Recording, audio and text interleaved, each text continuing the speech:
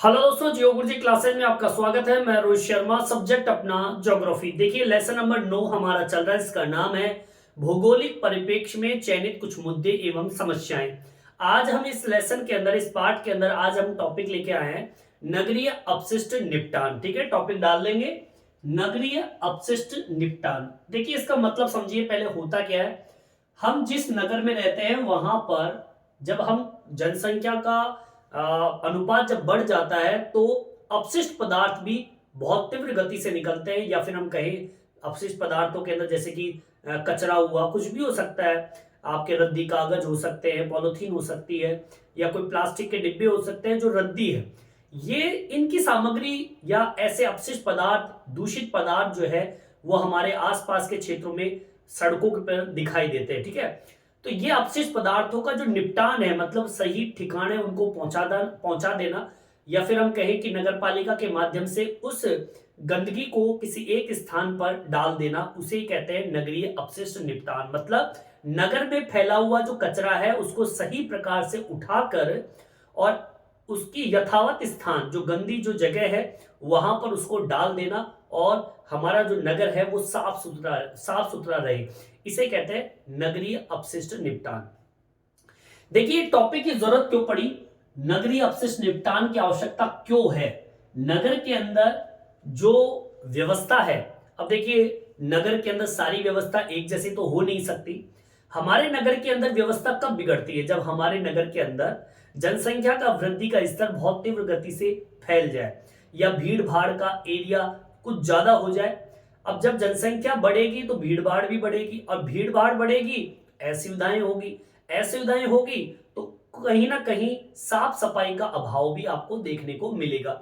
साफ सफाई जब रहेगी नहीं तो आपकी जो वायु है वो दूषित हो जाएगी।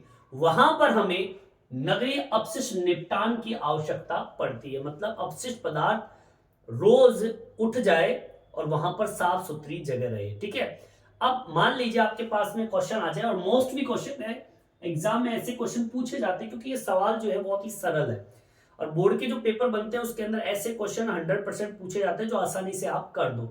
अब क्वेश्चन इस तरीके का है कि आप चाहो तो बुक की रीडिंग करके रट्टा मार के भी याद कर सकते हो, लेकिन मैं मानता हूं कि इस टॉपिक में आपको रट्टा मारने की जरूरत नहीं है, क्योंकि ये टॉपिक ऐसा है क्योंकि हमारे समाज में ये चीजें उपस्थित है। तो जो हमें दिखाई देता है वो सारी की सारी चीजें आज हम इसमें डालेंगे। कुछ बुक का भी होगा और कुछ अपने हिसाब से भी हम डालते हैं। सबसे पहले हमें शुरुआत कहां करनी है।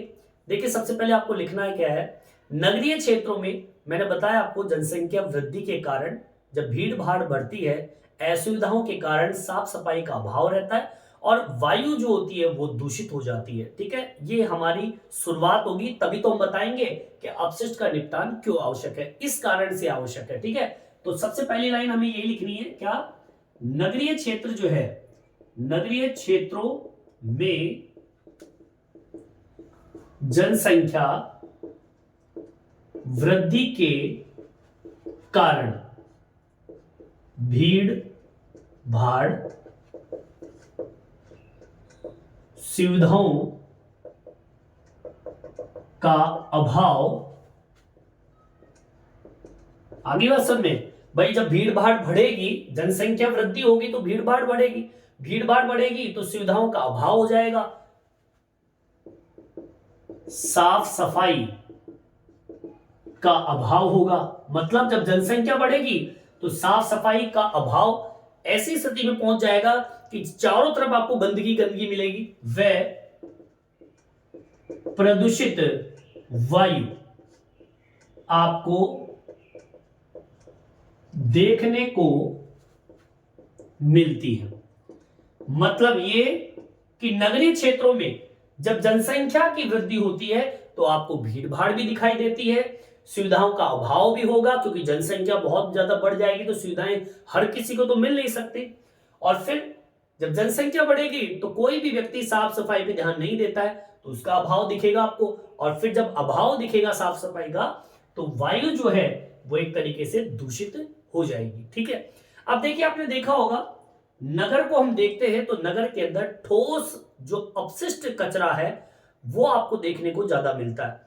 अब वो अपशिष्ट पदार्थ जैसे कि जंग लगी पिने हो सकती है, टूटे कांच हो सकते हैं, और जैसे कि प्लास्टिक के डिब्बे हो सकते हैं, पॉलीथीन की थैलियां हो सकती है, रद्दी कागज हो सकते हैं, ठीक है, कुछ भी हो सकता है जो आपके घर में से जो सामग्री निकली है बाहर वेस्ट के लिए, और वो जाकर रोड पर जब गिर जाती है तो वो सारा का सारा ठोस अपशिष्ट कचरा हो जाता है, और यही कचरा पर्यावरण प्रदूषण को बढ़ाता है। ठीक है, चलिए इसको मेंशन करते हैं, क्या लिखेंगे? नगरों में ठोस अपशिष्ट कचरा जैसे कि जंग लगी पिने, ठीक है,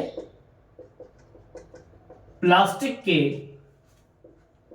डिब्बे, राख हो सकती है, कांच के टुकड़े हो सकते हैं, अगली बात समझ में। इसके अलावा आपका रद्दी कागज हो सकता है, रद्दी, ठीक है, रद्दी कागज हो सकता है, समझ में आई बात? ये सब रद्दी और पॉलिथीन की थैलियां हो सकती है जो अब बहुत ज्यादा देखने को मिलती है हमें, थैलियां। आगे बात समझ में। और क्या क्या हो सकता है? जैसे कि सीडियां हो सकती है, फ्लॉपियां हो सकती है, ठीक है, आदि, जो पर्यावरण प्रदूषण को बढ़ावा देते हैं। मतलब ये कि नगरों में जो ठोस अपशिष्ट कचरा है, ठोस का मतलब समझ रहे हो? ठोस का मतलब होता है जो शीघ्रता से नष्ट ना हो। अब जंग लगी पिन जो होती है उन्हें काफी साल हो जाते हैं जमीन में पड़े पड़े, पर वो मिटती नहीं है, वो गलती नहीं है। टूटे हुए कांच देख लीजिए, प्लास्टिक को देख लीजिए, प्लास्टिक को तो आप चाहो तो 100 साल तक आप जमीन में गाड़ के रख दीजिए, कुछ नहीं बिगड़ेगा उसका। पॉलिथीन की थैलियों को देख लो, ठीक है ना, रद्दी कागज देख लीजिए, ये सारी चीजें ठोस एक तरीके से कचरा है, और यही कचरा हमारे पर्यावरण प्रदूषण को बढ़ाता है, मतलब पर्यावरण को दूषित करता है। समझ में आई बात? नगरों में ये सभी ठोस अपशिष्ट कचरा बड़े स्तर पर पर्यावरण प्रदूषण करता है। पर्यावरण प्रदूषण के अंतर्गत जैसे कि जल प्रदूषण, वायु प्रदूषण और जमीन का प्रदूषण सबसे ज्यादा करता है। ठीक है, इसको मेंशन कर देते हैं अपन। नगरों में अपशिष्ट ठोस कचरा पर्यावरण प्रदूषण, जल, वायु और भू प्रदूषण सर्वाधिक करते हैं। ठीक है, मतलब नगरों के अंदर जो अपशिष्ट ठोस कचरा है ये सबसे ज्यादा पर्यावरण को नुकसान पहुंचाता है, जिसमें चाहे वो जल हो, वायु हो, चाहे वो जमीनी स्तर पर ये प्रदूषण का कारण बनते हैं, और ये हमें कहीं ना कहीं नुकसान भी पहुंचाते हैं। ठीक है, चलिए ये चीज तो आपके समझ में आ गई होगी कि भाई नगरों के अंदर अपशिष्ट जो ठोस कचरा है वो कौन सा है, और ये हमारे लिए किस तरीके से नुकसानदायक है, जो मैंने बता दिया कि प्रदूषण के अंदर बहुत भूमिका निभाता है ये, और किन कारणों से है तो वो कारण मैंने बता दिए। जब जमीन में मिल जाते हैं, जल में मिल जाते हैं, वायु में मिल जाते हैं जल के, तो आपका प्रदूषण हो जाता है। अब यहां पर ये सारी चीजें जब हमारे रोड पर, सड़कों पर, मैदानों पर जब गिरे मिलेंगे तो प्रदूषण तो होना ही है। तो यहां पर एक चीज जोड़ी गई है, नगरीय अपशिष्ट निपटान। अब जो ये अपशिष्ट पदार्थ है इनका किस प्रकार से निपटान होता है, कहां कहां से निपटान होता है, तो यहां पर हम एक टॉपिक डालेंगे, नगरीय अपशिष्ट। ठीक है, जो नगर का अपशिष्ट निपटान है वो निपटान के मुख्य स्रोत कौन कौन से, मतलब ये जो कचरा है ये कहां कहां से प्राप्त किया जाता है। तो दो क्षेत्र ऐसे हैं जहां से अपशिष्ट निपटान को मतलब वहां से अपशिष्ट पदार्थों को निकालकर किसी दूसरे स्थान पर ले जाया जाता है। एक तो आपका घरेलू प्रतिष्ठान, मतलब घरेलू जो क्षेत्र होते हैं जहां पर हम लोग रहते हैं, घर बना के वहां से कचरा निकलता है, या फिर जितने भी व्यवसायिक होते हैं, व्यवसायिक मतलब व्यवसायिक हो सकता है, या फिर हम कहें कि औद्योगिक प्रतिष्ठान जहां पर उद्योग धंधे होते हैं वहां से कचरा निकलता है। मतलब दो क्षेत्रों से नगर के अपशिष्ट क्षेत्रों मतलब अपशिष्ट कचरे को निकाला जाता है, या तो घरों से या फिर व्यवसायिक औद्योगिक प्रतिष्ठानों से। अब किनके द्वारा निकाला जाता है, किस प्रकार से उनको सेट किया जाता है, ठिकाने लगाया जाता है, उसकी हम बात करेंगे। ये दो टॉपिक आप डाल लीजिए। इसमें पहला टॉपिक डालो घरेलू प्रतिष्ठान, ठीक है। तो घरेलू क्षेत्र की बात करेंगे, फिर व्यवसायिक प्रतिष्ठानों की बात करेंगे कि यहाँ के कचरे को किस प्रकार से कहां पर सेट किया जाता है, कहां पर इनको पहुंचाया जाता है, किनके द्वारा पहुंचाया जाता है, उसकी हम बात करेंगे। चलिए यहां तक समझ में आ गया होगा, यहां तक आप उतार लीजिए। देखिए आगे की ओर बढ़ते हैं। टॉपिक डाल दिया है मैंने, नगरीय अपशिष्ट निपटान के मुख्य स्रोत कौन कौन से हैं, कहां से कचरा निकाला जाता है और सेट कहां करते हैं वो देखेंगे। एक घरेलू प्रतिष्ठानों से मतलब घरों से कचरा निकाला जाता है, और एक व्यवसायिक औद्योगिक प्रतिष्ठानों से कचरा निकालकर पहुंचाया जाता है। कहां पर देखते हैं, सबसे पहले हम बात करते हैं घरेलू प्रतिष्ठान जो होते हैं, घर जो होते हैं। इन घरों से जो कचरा निकलता है वो सार्वजनिक सरकारी भूमि जो होती है वहां पर, या फिर आपकी कॉलोनी के अंदर कोई भी ठेकेदार हो सकता है, उन ठेकेदारों के जो स्थल होते हैं वहां पर घरेलू प्रतिष्ठानों के कचरे को वहां पहुंचाया जाता है, सेट किया जाता है, ठीक है। तो पहली लाइन तो आपको ये लिखनी है, लिखना है क्या, घरेलू प्रतिष्ठानों से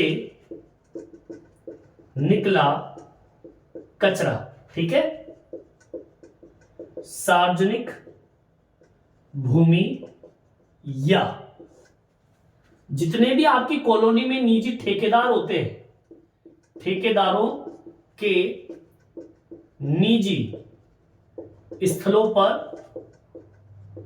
पहुंचाया जाता है। समझ में आई बात? मतलब ये कि जो नगरीय अपशिष्ट निपटान, अब निपटान की बात चल रही है कि आपके घर से जो कचरा निकलता है उन कचरे को जो भी आपके क्षेत्र में जो ठेकेदार होता है, या तो वो अपनी जमीन पर डाले या फिर वो सार्वजनिक सरकार की जो भूमि होती है वहां पर उस कचरे को डाला जाता है, ठीक है। ये तो बात हुई घरेलू की। अब बात करते हैं व्यवसायिक औद्योगिक प्रतिष्ठानों की। देखिए यहां पर जो उद्योग धंधे हैं वहां से जो कचरा निकलता है वो सरकार की जो निचली, या कहे कि जो मान लीजिए आप किसी स्थान पे रहते हो वहां की जो निचली सतह मतलब जमीन जो होती है, धरातल, वहां पे गड्ढा खोदा जाता है और उस गड्ढे के अंदर उस कचरे को सेट किया जाता है। अब ये काम होता है नगर पालिका के द्वारा, ठीक है। नगर पालिका हो सकती है, आप नगर परिषद हो सकता है, आप जिस शहर में रहते हो उस नगर पालिका के द्वारा उस अपशिष्ट कचरे का निपटान किया जाता है सार्वजनिक भूमि में बनाए गए गड्ढों के अंदर। समझ में आई बात? ठीक है, तो इसको मेंशन करेंगे क्या, व्यवसायिक क्षेत्रों से निकला कचरे को निचले सतह की सार्वजनिक भूमि में गड्ढों में डाला जाता है, ठीक है। यह कार्य नगर पालिका के द्वारा किया जाता है। समझ में आई बात? जो आपकी नगर पालिका हो सकती है, आपका नगर परिषद हो सकता है, ठीक है, तो उनके द्वारा यह काम किया जाता है। पर यह है कि जो व्यवसायिक और औद्योगिक क्षेत्रों से जो कचरा निकलता है वो सरकारी भूमि पे गड्ढा बना के बड़े बड़े गड्ढे बना देते हैं और उसको डाल दिया जाता है।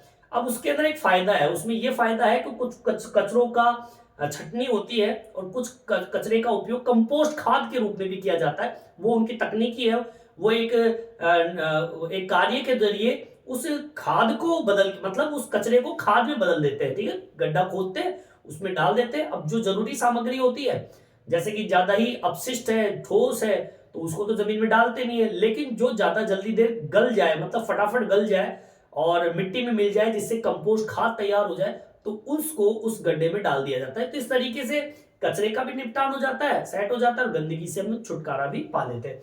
तो ये जो टॉपिक है वो आपके समझ में आ गया होगा। समझ में आई बात? इसको तो आप उतार लीजिए, आगे बात समझ में। अब मैं आपको थोड़ा सा आपके, ये तो निपटान का तरीका हो गया, ठीक है। यहाँ पर अपशिष्ट नगरीय अपशिष्ट निपटान जो है वो इस तरीके से किया जाता है नगर के अंदर। एक घरेलू प्रतिष्ठानों से और एक व्यवसायिक प्रतिष्ठानों से कचरे को निकालकर सरकारी भूमि, निजी ठेकेदार, वहां पर इस कचरे को डाल दिया जाता है। निपटान कंप्लीट हो गया। अब मैं आपको कुछ ऐसे टॉपिक बताऊंगा जिसके अंदर मैं आपके सामने रखूंगा कि किस प्रकार से प्रदूषण स्तर बड़े स्तर पर बढ़ता जा रहा है इन अपशिष्ट पदार्थों की वजह से। ठीक है, उसकी हम बात करेंगे। थोड़ा लंबा टॉपिक है, यहां तक समझ में आ गया होगा, यहां तक आप उतार लीजिए। देखिए आगे की ओर बढ़ते हैं। देखिए मैंने आपको अपशिष्ट के बारे में बताया, किस प्रकार से निपटान होता है। अब मैं आपको थोड़ा ये बता दूं कि पर्यावरण प्रदूषण क्यों होता है और इनसे क्या क्या समस्याएं पैदा होती है, हमें निपटान की आवश्यकता क्यों पड़ी, उसके कई कारण हैं। देखिए आपको मैं बार बार बता रहा हूं कि जब जनसंख्या बढ़ती है तो कहीं ना कहीं सुविधाओं का अभाव होता है, कचरा चारों तरफ फैल जाता है और उससे कई तरह की भयानक स्थिति पैदा हो जाती है। हमारे कई ऐसे कारण होते हैं जिसकी वजह से पर्यावरण प्रदूषण होता है। जैसे कि उदाहरण के तौर पर आपने कारखानों को देखा होगा, कारखानों से कई मात्रा में बड़े स्तर पर प्रदूषित सामान बाहर निकलते हैं। ठीक है, आपने जितने भी विद्युत ग्रह होते हैं, विद्युत ग्रहों, इन ग्रहों से भी जो बिजली जहां बनती है वहां से भी प्रदूषण का बड़ा मलबा बाहर की ओर निकलता है। जब हम भवन निर्माण करते हैं, इस भवन निर्माण से भी कई जो वेस्ट सामग्री होती है वो बहुत ज्यादा बाहर की ओर निकलती है। आपने कई बार देखा होगा कि विस्फोट के जरिए भारी मात्रा में राख बाहर निकलती है।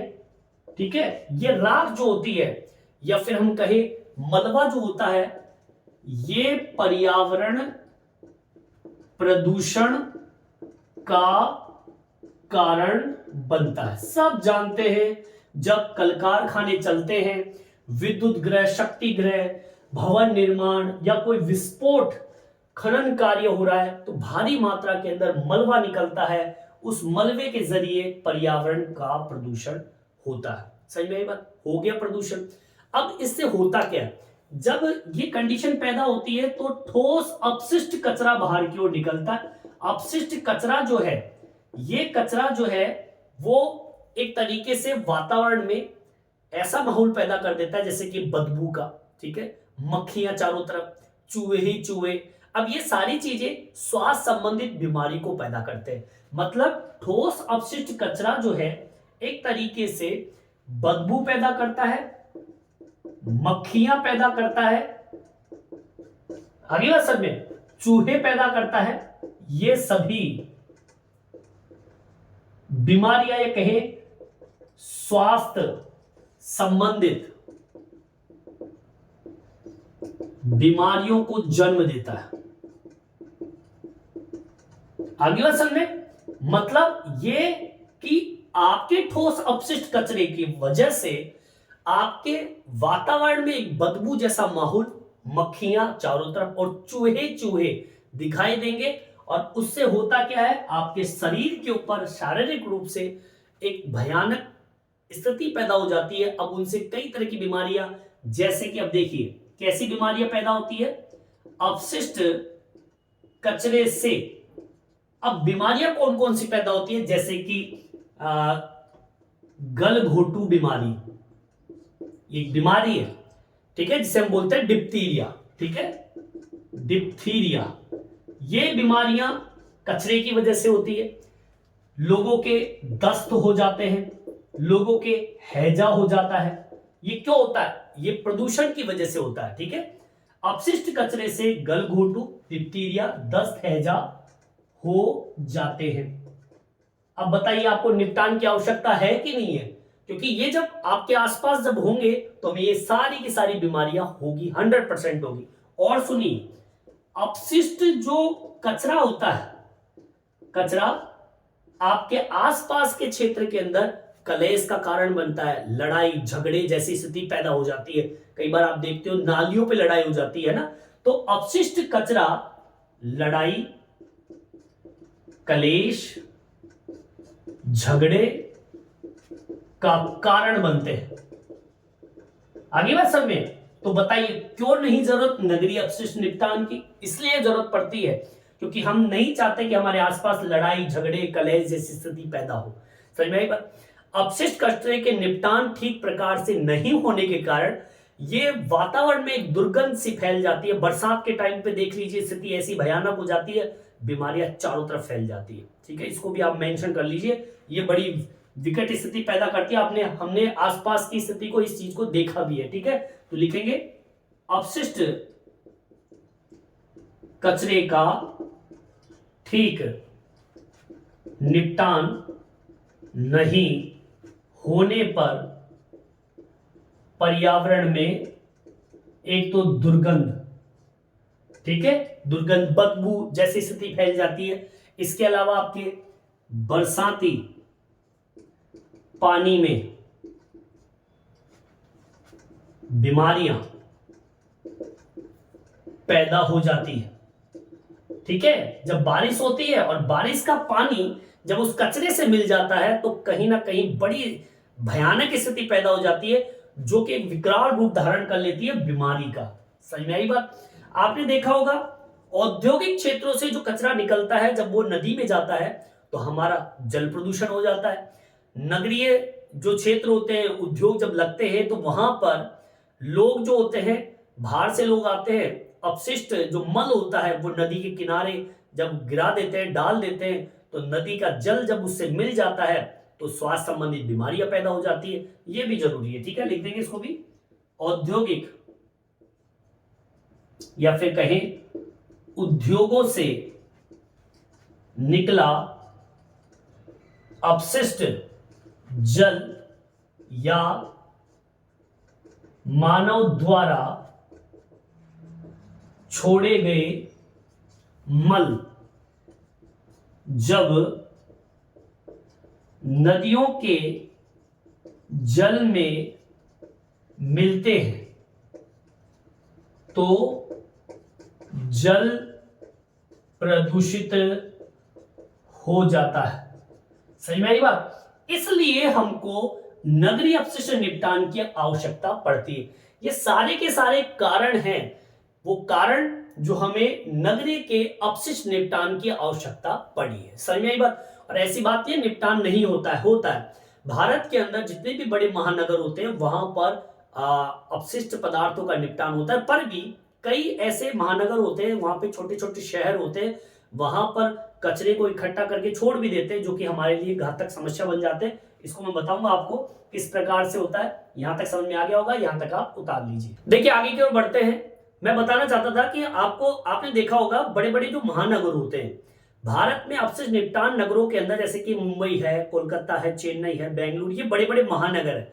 यहाँ पर 90% कचरे का निपटान होता है, एकत्रित करते हैं, उसका निपटान होता है। लेकिन भारत में कई ऐसे नगर होते हैं, जहां ऐसे शहर होते हैं, वहां पे 30%, 30% ही अपशिष्टों का निपटान होता है। बड़े बड़े महानगरों से तो निपटान हो जाता है, लेकिन कुछ छोटे शहर होते हैं, वहां पर तो 90 छोड़ो, 50 छोड़ो, वहां पर 30% से भी कम अपशिष्ट पदार्थों का निपटान होता है।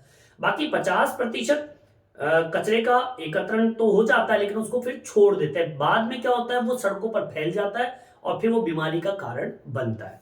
ये मेंशन कर लीजिए आप लोग, लिखिए क्या। भारत में बड़े महानगरों जैसे मुंबई, कोलकाता, ठीक है, बेंगलुरु, दिल्ली जैसे नगरों से 90% अपशिष्ट कचरे का निपटान होता है। ठीक है, परंतु भारत के कुछ शहरों व नगरों में 30% ही अपशिष्ट कचरे का निपटान हो पाता है। 50% कचरे का एकत्रण हो जाता है, परंतु उसे सड़क पर ही क्या कर देते हैं, छोड़ देते हैं, बाद में वह सड़कों पर फैल जाता है और प्रदूषण का कारण बनता है। ठीक है, अब देखिए ये जो स्थिति है, ये स्थिति हमें हमारे आसपास देखने को मिलती है कि बड़े बड़े शहर जो होते हैं, राजधानी होती है, वहां तो ये काम हो जाता है, लेकिन हमारे जैसे छोटे शहरों के अंदर ऐसी स्थिति बन जाती है कि कचरा उठाते तो दिखाई देते हैं, लेकिन आपने देखा होगा उस कचरे को आपके आसपास ही, घर के इर्द गिर्द ही उस कचरे का ढेर लगा के छोड़ देते हैं। फिर होता क्या है, जब बारिश आती है, तूफान आता है, तो वो कचरा चारों तरफ फैल जाता है और वही प्रदूषण का कारण बनता है, वही बीमारियों का कारण बनता है। समझ में आई बात? तो होना क्या चाहिए? होना ये चाहिए कि एक तरीके से मैं बचाव बता दूं आपका। इसका बचाव ये है कि कचरे का अपशिष्ट कचरे का कंपोस्ट खाद बनाने में ध्यान दें। मतलब ये बचाव यही है कि अपशिष्ट कचरे का कंपोस्ट खाद बनाने पर ध्यान दें, तभी तो हम कचरे का सही प्रकार से उपयोग कर पाएंगे। कंपोस्ट खाद जितना बन जाएगा आपके लिए फायदेमंद होगा, प्रकृति के लिए फायदा होगा, आपके लिए भी होगा, जमीन के लिए भी होगा। जो मैंने बताया था बड़े बड़े गड्ढे कर कर, और आपने देखा होगा सरकार के माध्यम से देखा होगा गीला कचरा, सूखा कचरा, वो क्या, वो यही है कंपोस्ट खाद बनाने के लिए। जैसे कि आपने कोई वस्तु, जैसे कि आपने फ्रूट्स खाए तो उनको एक जगह रखिए, प्लास्टिक को एक जगह रखिए, तो प्लास्टिक वाला है तो प्लास्टिक वाले को दे दो, और जो कचरा, जो गीला कचरा है, उसको आप जमीन में डालकर कंपोस्ट खाद तैयार कर सकते हो। तो वो दुर्गंध का कारण भी नहीं बनेगा और हमारा पर्यावरण जो है वो शुद्ध भी बना रहेगा। यही कारण है हमें नगरीय अपशिष्ट निपटान की आवश्यकता पड़ती है। तो ये तो जब भी होगा जब समाज सुधरेगा, हम सब सुधरेंगे, और इसमें जागरूकता बड़ी महत्वपूर्ण चीज है। हमें जागरूकता अपनानी होगी, शिक्षा का प्रसार करना होगा, और ये हमारे लिए किस प्रकार से जरूरी है, अपशिष्ट पदार्थ के कचरे का निपटान जरूरी है। नहीं तो ये एक ऐसी बड़ी भयानक समस्या पैदा कर देगी कि हमें आसपास के क्षेत्रों में बीमार लोग आपको ज्यादा देखने को मिलेंगे। ठीक है, इस वीडियो में इतना ही। ये वीडियो आपको ऐसा लगा कमेंट्स करके जरूर बताएं। मेरे चैनल को सब्सक्राइब जरूर से जरूर करें, जिससे नए नए वीडियो आप तक पहुंचा सकूं। धन्यवाद।